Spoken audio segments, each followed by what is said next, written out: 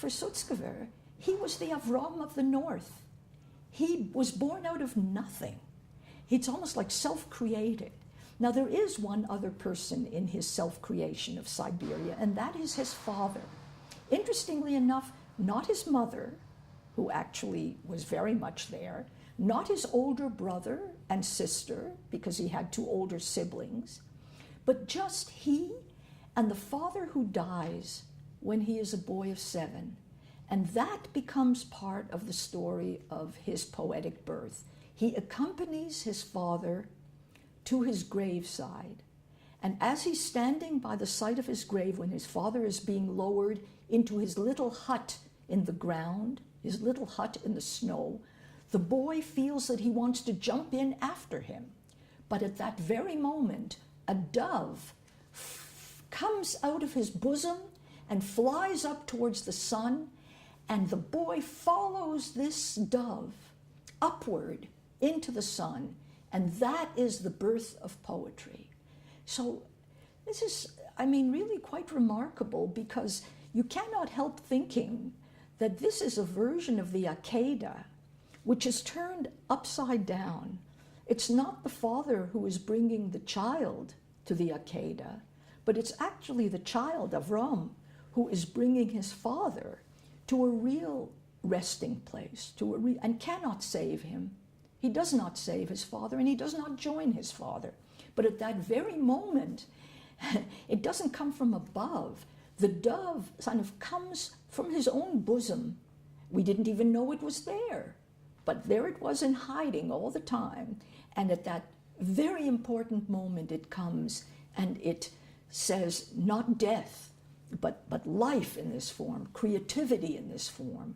And this is the myth that he creates of himself, Avraham, who comes from the north. He does write it in one of his poems, practically beautiful words, milim niflaot. He really speaks himself as Avraham. Over and over again he returns to this image.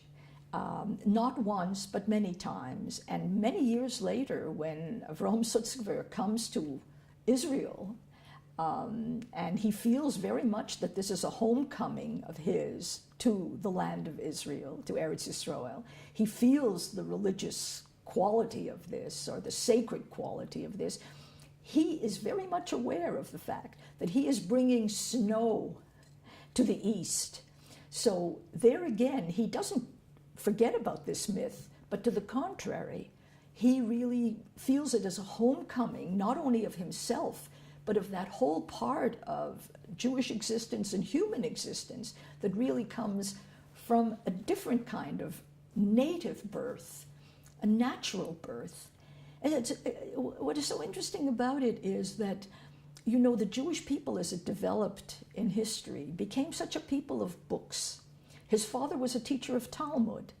And when we talk about Jewish continuity, when we talk about Jewish life, we tend so much to talk about its intellectual aspects. And one of the things that Sutzkever obviously recovered or discovered for himself was that an unmediated attraction to the origins of existence.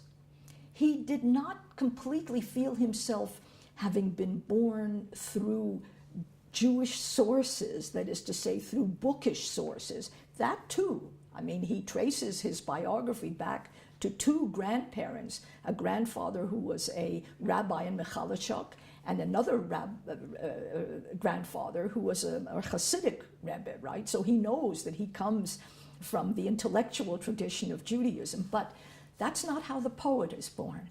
The poet is born really through a contact with snow, with origins, with purity, with wonder, particularly with discovery, with self-discovery and with discovery of the natural world.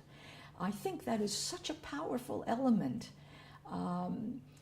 especially when one has to endure afterwards the life to which he is exposed.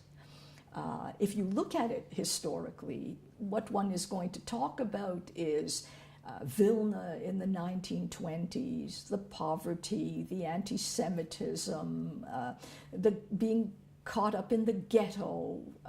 No experience could be worse than seeing the decimation of the ghetto. Then being in Moscow just before the destruction of Yiddish culture in the Soviet Union.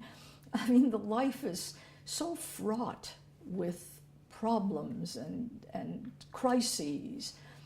But through all of this, you see, what no one can ever change for him and what no one can ever begin to touch is that sense of I have a direct contact with Sirius. So one of his early poems, which I love very much, is a poem to the first star, Sirius, that appears in the heavens. And he writes to this star, it's you and me. And he says to the star, you are the first, I am the first. And du wirst mich verponemen. You are going to efface me. In other words, he writes this poem, almost every word there is a word that he has invented, a fusion of words that he has invented. It's all new. This little poem, it's all sparkling new. And he says, you see, we are partners. You are the first star, I am the first star, and I am going to see my face reflected in you, namely in this poem that I create for you, and then you create my fame here through this poem as well. One can talk about Sutzkever in this way and make it seem as if he's very full of himself, you know, that this is a boastful part of himself. No, he could also present himself in the same way, in a very playful way. For example, he loved to tell the story of when he went for the first time to Mea Shorim, and he was walking through the street, and a little boy comes over to him and says to him, why are you not wearing a kippah? Why are you not wearing a hat? And Sutzkever answers, the sky is my hat. And the little boy looks at him very critically and says, it's too small a head for such a big hat. And he liked to tell this really, you know, about himself. In other words, you see sometimes one exaggerates one's own self-importance.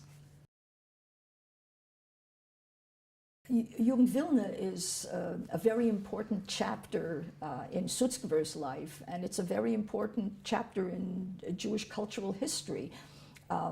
So he was very fortunate that when his mother brought the family back, they could not go back to Smorgon, and so they settled in Vilna. And Vilna in the 1920s was a most extraordinary place. Again, if you look at it historically, one would have to describe it in socioeconomic terms, in actual historical terms, as a very troubled and troubling place. There's no question but the Jews were poor, that they were being squeezed out of their normal activities, that as the population was growing, and now Vilna was part of Poland between the wars, Poland now had its independence, and part of that independence was wonderful. It wanted to be free Poland at last. On the other hand, part of the nationalism was a very negative nationalism. It wanted to prove itself as nationalistic as opposed to the minorities in Vilna, and the most troubling minority and the largest minority was the Jewish minority. So anti-Semitism in its classical, now modern sense, begins in Vilna. And so that's troubling as well. There is, for the first time, people index a whole movement, right, of nationalism that doesn't want Jews to walk on the sidewalks, that doesn't want Jews to be in the classrooms. So all of this can be presented negatively. But the effect that it had on the Jews of Vilna, and especially on the young Jews of Vilna, was the opposite. They said, really? We feel our pride and nationalism. Who needs you? And so Yiddish, for example, became a much strengthened in Vilna between the wars. Hebrew became much strengthened in Hebrew. The Jewish school movement became strengthened. Youth movements formed. Political movements formed. You had the YIVO Institute for Jewish Research was founded by Jews who had studied in Germany, who had gotten their PhDs in Germany, but when they wanted to set up an independent research institute, they came back to Vilna, because this was the place that they were going to institute. So Vilna was really Irva Aim. It was really the Jerusalem of Lithuania. It really felt like the cultural hub of the Jewish world. And that's where this whole group of young poets and artists began to consolidate, and they called themselves Young Vilna, of course with the emphasis on youth, that they were going to be a new group. And it was inevitable that somebody who felt himself to be poetically gifted would want to become a member of this group. And when you say group, you have a feeling of both formality and great informality here. And really, one should put the emphasis on the informality, because Sutzkever's best friend here was an older person, Laser Wolf, who had begun to write poetry. And Laser Wolf was the first person who introduced him to the concept of poetry, telling him it's rhyme, really. Poetry is rhyme. And Laser Wolf was a very interesting poet, and Sutzkever wanted to be like him, right? So Laser Wolf was already a member of Jung Vilna, and suggested to Sutzkever that he come and that he try out for this group, that he audition for this group, which he does. On a certain memorable morning, Sutzkever comes to be auditioned. Curiously enough, he knew exactly what the poets of Jung Vilna were writing. He knew how to write that kind of verse. Did he do that? Not at all. He comes to the group and he reads them these poems about Kyrgyzian friends and about a snowman in Siberia. They are absolutely turned off, we would say. They are very disappointed in him. Jung Vilna was not associated formally with any political movement, but they were very close to the left. There was the most active organizing member of Jung Vilna, Shmerke Kaczerginski, was probably a member of the Communist Party, and all of them tended leftward, and they all wrote this kind of poetry, what we would call für die Massen in die Gassen, for the masses in the streets. Children, come and join the brigades. The idea was that you had to fight the socio-economic war on behalf of the poor, on behalf of the Jews, on behalf of minorities. And here comes this young poet, and he seems to be speaking a completely different language. And Shmerke Kaczerginski says to him, a very good friend, says, Abrasche, die Zeit ist von Stoll, nicht Kristall. And Sutzkever often repeated this. It's a time of steel, not crystal, right? Playing on these words of steel and crystal. So Sutzkever is not admitted to the group. And interestingly enough, he finds his own redemption as a poet. He does not say to them, oh, I can write the kind of poetry that you want me to write, although occasionally he does. What he does, interestingly enough, is he finds a group in New York of Insichisten, introspectivists, and among them particularly the poet Glantz Lealis, Aaron Lealis, and he starts corresponding with Lealis, and Lealis is enchanted by this young man because Lealis is himself interested in poetics, interested in the refinement of poetry. And so it is really in a publication of New York that Sutzkever finds his first entree into formal poetry. And then, of course, once he is published in 1936 in an American journal of poetry, which is noted, then they begin to look at him differently, right? And so this correspondence with Lealis, this idea of kind of throwing a bridge over to another literary community with which you feel a greater poetic affinity in order to validate yourself at home, is a very interesting move on his part. And in a sense, it makes him internationally known even before he is locally established. Some of the poems that Sutzkever wrote in the ghetto were, for all that, very national poems. They were also about resistance and survival. But there he takes a different kind of meter, a much more martial, military meter, and he writes about more than himself. He writes about us in the collective. For example, this poem, Die Bleierne Platten von Roms Druckerei. Now, Roms Druckerei was the largest Jewish publishing house in Vilna, and it published both the Talmud and it published modern Yiddish and Hebrew writings. And so he writes here about this partisan group that had already formed, this resistance group that had formed in the ghetto.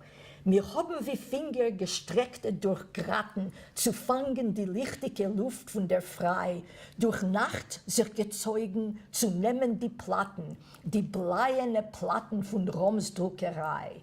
Mir, Träumer, bedarfen jetzt wären Soldaten und schmelzen auf Keulen dem Geist von dem Blei. So you can feel the rhythm there, and you can hear in the language. The poem is about taking the lead of these plates that had been used to publish the Talmud, to publish literature, taking these plates, turning them into bullets. Lead now becomes bullets because the time has come for us to really become like the Maccabees and to take from our history the fighting spirit and to turn it into the fighting spirit. And that's who we will now be. A very dramatic, resonant poem. Sutzkever is a man of great strength.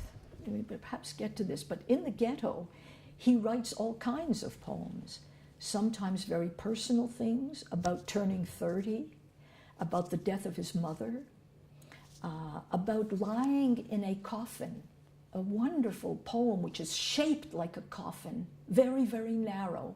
He says he was hiding in a roundup of Jews. He was hiding in a coffin and then makes a poem of it. I am lying here in a coffin. And what does he do from this coffin?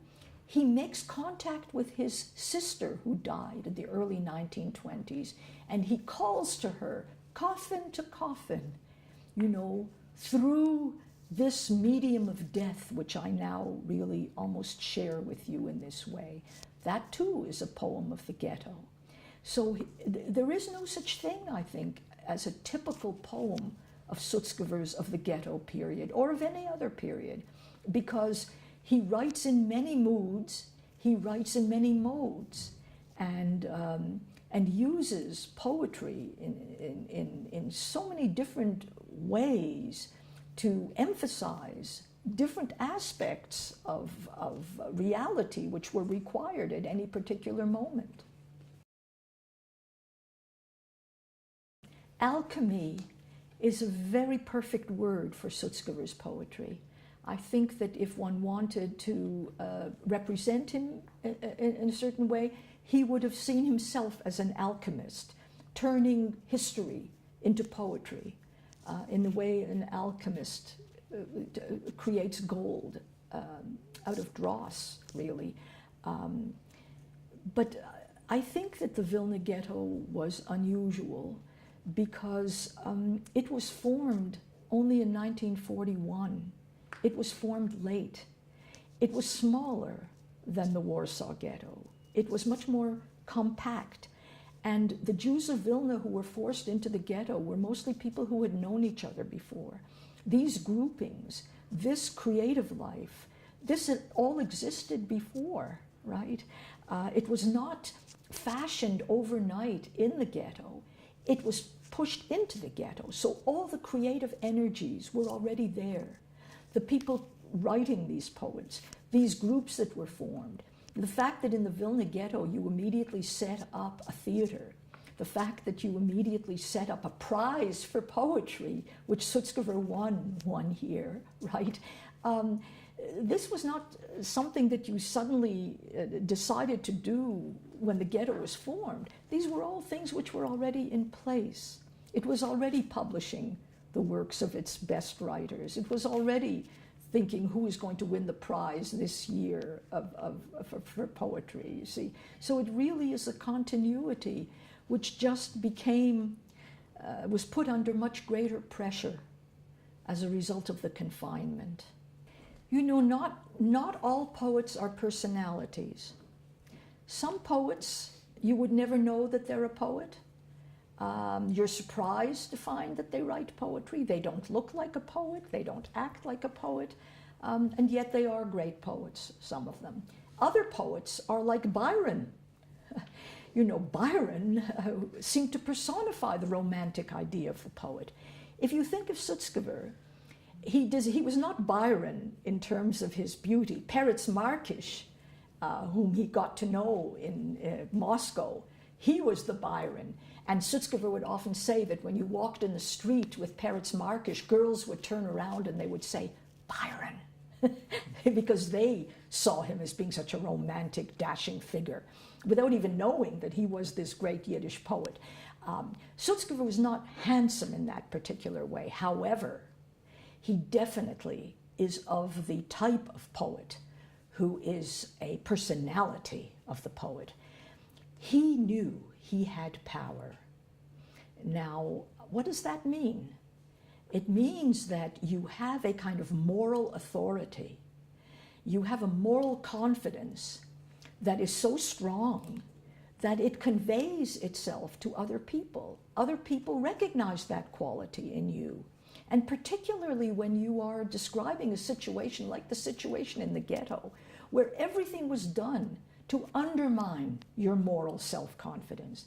Everything was done to humiliate the Jews, to catch them off guard, to make everything that was great about them ugly, to kill them when they didn't know that they would be killed, to take children from their parents to make sure that the parents didn't think that they could save anyone, to make you ugly to yourself. That was the main purpose of the ghetto. I would say as much as extinction of the Jews is extinction of the idea of the Jews.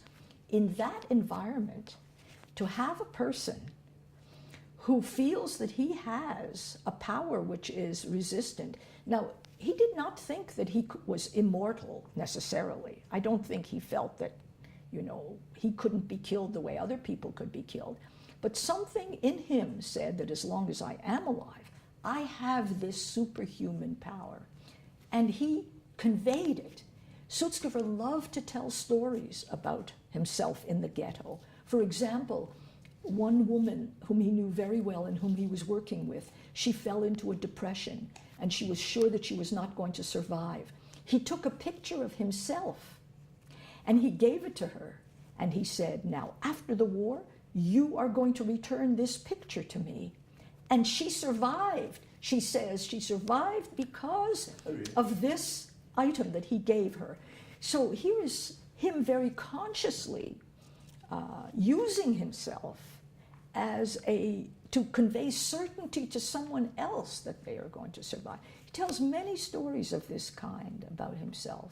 And afterwards, for example, when they were in the Naroch forests and the Moscow Jewish Anti-Fascist Committee sent a plane to the neighboring a small airfield to pick up Sutzkever and his wife and an engineer and to bring them to Moscow, they had to cross a minefield. Sutzkever describes this afterwards. They had to cross a minefield. He said, I will go first. Now, you know what this means. The first person doesn't know where the mines are, so everyone else can follow in his footsteps, and they can be secure, at least to the point of following him. And then what did he do? He thought of his favorite rhythm, his favorite poetic rhythm, and he crossed the minefield to this poetic rhythm. That he lived to tell the story, we may say cynically, doesn't prove anything after the fact. But what is intriguing is that this is yet another instance of his feeling about himself, that he had a power which could not be destroyed, and that this was a power that you could actually convey to others. There's no question that this was characteristic of him, and it became more and more characteristic of him after the ghetto. It's not just during the ghetto, but it is in all the years afterwards he was able to convey to audiences, to other people, that, that really there is something of authority, there is something of faith, there is something of eternal belief that he really communicates. It's because of Ilya Ehrenberg that Sutzkever was chosen to speak on behalf of Russian Jewry at the Nuremberg trials, because by that time Vilna and Lithuania had been incorporated into the Soviet Union, and Ehrenberg was consulted and was instrumental in deciding who was going to be a witness on behalf of the Soviet Union in the Nuremberg trials, and he insisted that someone be there to represent the Jews. And he is the one who said that Sutzkever would be the best witness. This is interesting because Sutzkever's Russian was not perfect by any means, and he wanted, when he was chosen to be one of the witnesses, he wanted to testify in Yiddish, to make the point of testifying in Yiddish. But of course, Yiddish was not one of the formal languages of the Nuremberg trials, so he had to speak in Russian. And there is a, well, of course, the whole documentary of what he said is there in many languages. The Nuremberg proceedings are there, anyone can read it. To me, the line that made the greatest impression on me was that he's describing one of the akties in the ghetto, one of these moments when the Germans came in and did a mass shooting, a mass roundup and a mass killing in the ghetto. And he says afterwards, it looked as if a red rain had fallen. That is, I think, the most dramatic image of these proceedings. But what is astonishing is that we do have a film clip of what he looked like testifying, and they wanted him to sit because witnesses who were testifying sat in the witness stand. He refused to sit. He stood there, and if you look at him, you know, he stands there like a soldier. He stands, you know, very, very firmly giving this testimony, which he realizes has all this weight, you know, what it is that he is testifying to. And also, he used those years, 1944, 1946, to write Von Vilner Ghetto. He wrote an actual account of the Vilna Ghetto, which is why Ehrenberg thought that he would be such an expert witness. This is so interesting. Here is the poet, and we know how he thinks as a poet and how he thinks of himself as a poet, but he spends these 2 years writing an accusation. It is not just a, account of the teacher Mira who does resistance and all this. Yes, he describes, but the point of writing Von Vilna Ghetto was not in order to describe the marvels of Jewish resistance. It is to bear witness to the German process of destruction, knowing, you see, that there was going to be a weakness in all of this. Who was going to bear witness to that? If there wasn't anyone left to be the prosecutor, who was going to prosecute? You know, I used to go to many of these Haskara evenings right after the war and then later, because growing up in Montreal, of course, immediately after the war, you began to have these memorial evenings. And the most amazing moments in these memorial evenings, which almost invariably happened in the early years, was that somebody in the hall would begin to shout, "Nekome! Revenge!" frustrated by the fact that people were speaking and they were talking about what had happened and so on, but that nobody was calling for revenge. And then other people in the hall would begin to say, shh, shh, as if you were, as if you were stepping out of line, because how in a memorial service do you start yelling Nekome? They saw it as a commemorative occasion, that you wanted to be there in mourning, you wanted to talk about things, you wanted to say El Mola Rachamim, you wanted to be treated as a memorial. And then this cry for vengeance. And now that cry for vengeance is suppressed after the war. It was not that people didn't feel it, but that even immediately afterwards, from all corners came the idea that we don't have time for that. That's not who the Jewish people are. Why waste the energy if you can devote it to life and to building again? So this voice of vengeance was repressed. I think Sutzkever has poems that really do voice this, or at least voice the need for it. But I think that the Von Vilner Ghetto, this dry account, this factual account, is his desire to bring people to justice.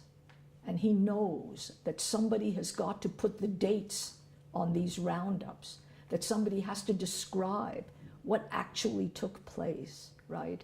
That there is a way of bearing witness that has nothing to do with your pain, that you're not a reliable witness in a court of judgment, right? If you begin to cry, or if you begin to sweat, or if you begin, to draw attention to yourself, you're supposed to be the objective observer who is reliable because he remembers exactly how things happened and when they happened.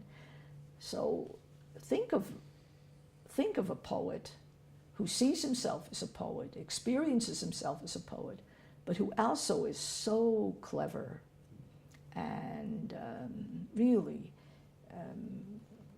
so able, so capable of performing this other task when it is required.